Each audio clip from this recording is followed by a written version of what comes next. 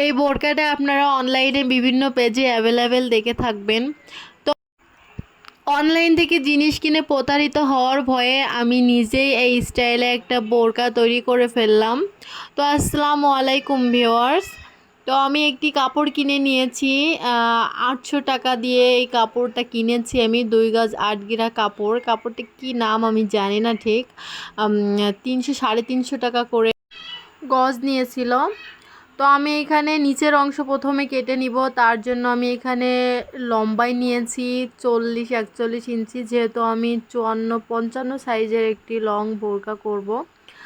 আর এখানে আমি মাজার জন্য নিয়েছি 10 ইঞ্চি, মানে টোটাল হবে 20-22 ইঞ্চি মতো।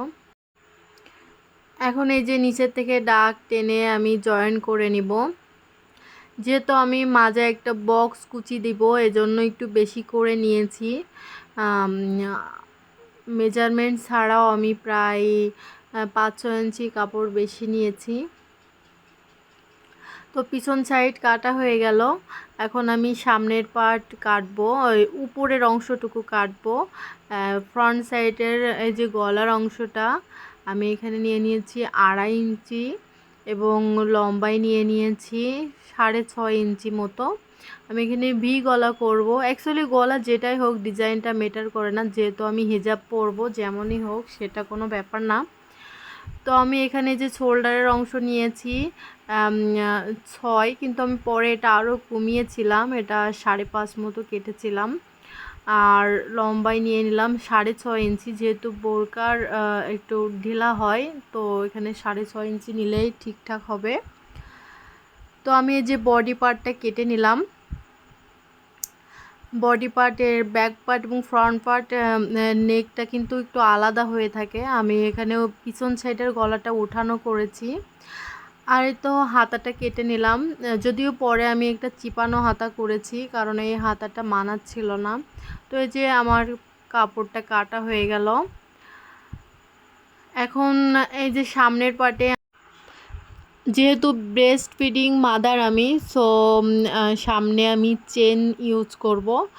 তো এই যে আমি চেনটা লাগাই নিলাম, এর জন্য 2 টুকরো কাপড় জুড়ে নিয়েছি, নিয়ে ওটা ভাঁজ করে জোড়া কাপড়টা ভিতর সাইডে থাকবে এবং এই যে চেনটা অ্যাটাচ করে নিব। চেনটা সুন্দর মতো করে অ্যাটাচ করে নিয়েছি। অ্যাকচুয়ালি এই কাপড়টা মেশিনে রেখে সেলাই করাটা অনেক বেশি টাফ, শুধু পড়ে যাচ্ছিল, যেহেতু সিল্কি একটা কাপড়, অনেক কষ্ট করেই সেলাই করা লাগছে।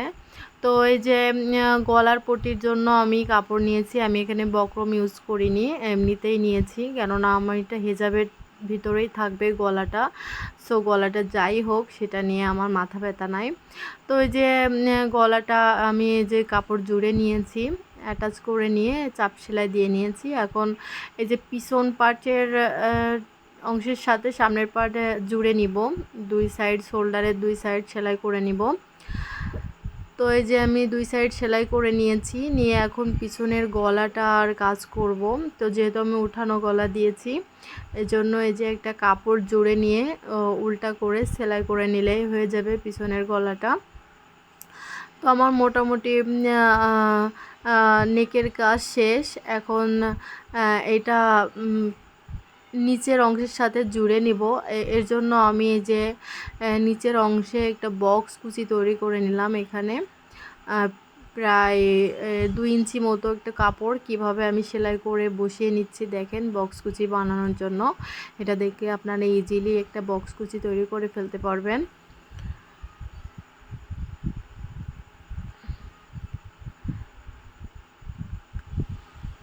এই তো সুন্দর মতো আমার একটা বক্স কুচি তৈরি হয়ে গেল। আমি এখানে একটাই কুচি দেব, যেহেতু আমি যে ডিজাইন দেখে বানাচ্ছি ওখানে একটাই বক্স কুচি দেওয়া। তো এই যে উপরের অংশের সাথে নিচের অংশটা আমি এই যে জুড়ে নিচ্ছি। তো তার জন্য মাঝ বরাবর 2টা অংশে মাঝ বরাবর একটা ছোট করে কাটিং বসিয়ে নিয়েছি, যেন আমার মেজারমেন্টটা অ্যাকুরেট আসে, এদিক সেদিক না হয়ে যায়। এখন 2টা পার্ট সুন্দরভাবে জুড়ে নিব।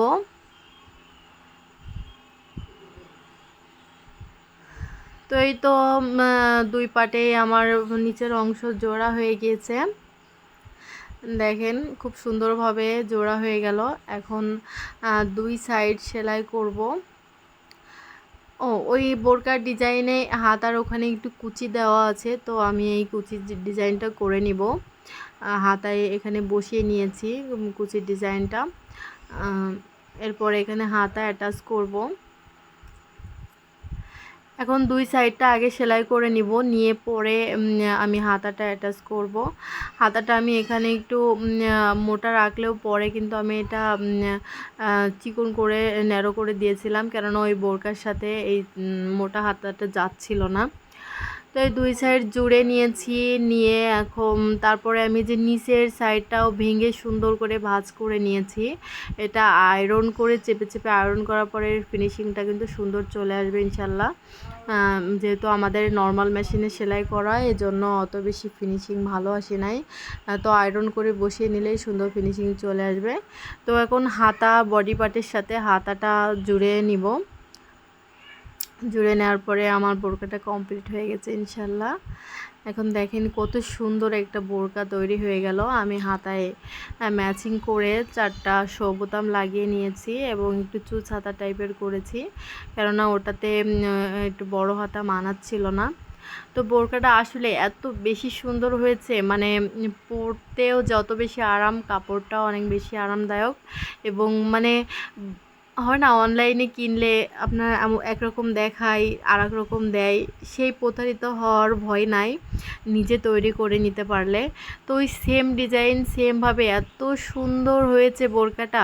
অ্যাকচুয়ালি বানানোর পরে আমি নিজেই ভাবতেছি যে আমি এত সুন্দর বোরকা বানিয়ে ফেললাম, মানে নিজের কনফিডেন্স লেভেলটা না আরও অনেক বেশি বেড়ে গিয়েছে। তো আপনারা যারা মোটামুটি কাজ জানেন তারা কিন্তু এই ভিডিওটা দেখে বানিয়ে নিতে পারবেন। একদম নতুনরা জানি না আমি কতটা ভালোভাবে বুঝাতে পারছি, নতুনরা পারবেন কি না আমি জানি না। তো বোরকাটা সুন্দর করে আয়রন করে নিলে এখন পরার জন্য রেডি হয়ে যাবে। মানে এত সুন্দর হয়েছে না বোরকাটা, ফিনিশিংটা এত বেশি সুন্দর আসবে আমার নর্মাল মেশিনে আমি কখনো ভাবি নাই। আর হাতাটা জাস্ট ওয়াও লাগতেছে। আর টোটালি মানে অনলাইনে যেমন দেখায় বিভিন্ন ভিডিওতে দেখে থাকবেন আপনারা এই বোরকাটা, তো একদম ওদেরটার থেকে আমি বলবো অনেক বেশি সুন্দর হয়েছে। আর 2 গজ 12 গিরা কাপড়ে কিন্তু এই বোরকাটা বাইরের কেউ বানাতে পারবে না। আমি অনেক টেকনিক করে সিস্টেম করে তারপরে অনেক বেশি ঘের দিয়ে কিন্তু বোরকাটা বানিয়েছি। ধন্যবাদ।